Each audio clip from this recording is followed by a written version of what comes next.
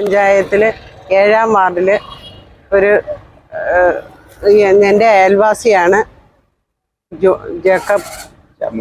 Samuel Jacob. ഇദ്ദേഹത്തിന് ഭാര്യയും മക്കളും ഒക്കെ ഉണ്ട്. എന്നാലും ഇപ്പോൾ പ്രവാസി ജീവിതം കഴിഞ്ഞ് ഇദ്ദേഹത്തിൻ്റെ ഈ ദയനീയമായ അവസ്ഥയാണ്.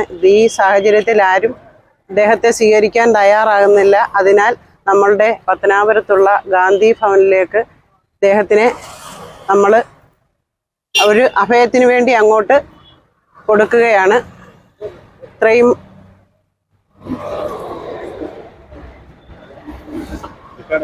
ഇത്രയും പറയുകയാണ്. അതുകൊണ്ട് ഇദ്ദേഹത്തിനെ നന്നായി നോക്കുമെന്നുള്ള ഉത്തരവാദിത്വം ഇങ്ങനെ ഗാന്ധി ഭവൻ ഇതുപോലുള്ള നിരാലംബരായവരെ ഏറ്റെടുത്ത് അവരെ നോക്കുന്നതിന് വേണ്ട ഒരു മനസ്സ് കാണിച്ചതിന് ഈ അവസരത്തിൽ ഞാൻ വാർഡ് മെമ്പർ എന്ന നിലയിൽ ഞാൻ അഭിനന്ദിക്കുകയാണ്.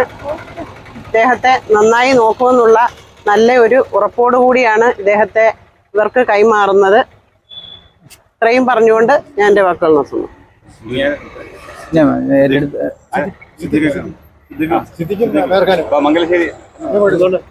പ്രിയമുള്ളവരെ, ഇന്നിപ്പോൾ വളരെ വിഷമത്തോടുകൂടിയാണ് സാമുവൽ ജേക്കബിനെ ഏറ്റെടുക്കുന്നത്. ഇതിനുവേണ്ടി മുൻകൈ എടുത്തത് പത്തനാപുരം ഗാന്ധി ഭവനിൽ ജസിന റഹീമാണ് ഇതുമായി ബന്ധപ്പെട്ട് മുമ്പോട്ട് പോയത്. അവിടെ നിന്ന് സോമരാജൻ സാർ അറിയിച്ചതനുസരിച്ചാണ് ഇന്ന് ഗാന്ധി ഭവന് വേണ്ടി ഞാൻ ഇദ്ദേഹത്തെ ഏറ്റെടുത്ത് ഗാന്ധി ഭവനിൽ എത്തിക്കുകയാണ്. ഇദ്ദേഹത്തിൻ്റെ ദയനീയമായ അവസ്ഥയെന്ന് പറയുന്നത് 37 വർഷക്കാലം പ്രവാസിയായിരുന്നു. അദ്ദേഹം കായംകുളം കാപ്പിൽ സ്വദേശിയാണ്. കായംകുളം പോലീസുമായി ബന്ധപ്പെട്ട് മക്കളുമായൊക്കെയായി ബന്ധപ്പെട്ടപ്പോൾ 2 മക്കളാണ് ഇദ്ദേഹത്തിനുള്ളത്. അവർ ഏറ്റെടുക്കാൻ തയ്യാറല്ല എന്ന് പറഞ്ഞതിൻ്റെ അടിസ്ഥാനത്തിലാണ് ഇന്ന് ഏറ്റെടുക്കുന്നത്. ഇദ്ദേഹം ഒവ്വാക്കാവിലുള്ള ഒരു ഒറ്റമുറി വീട്ടിലാണ് താമസിക്കുന്നത്. വളരെ ദയനീയമായിരുന്നു, രോഗങ്ങൾ കൊണ്ട് വലയുകയാണ്.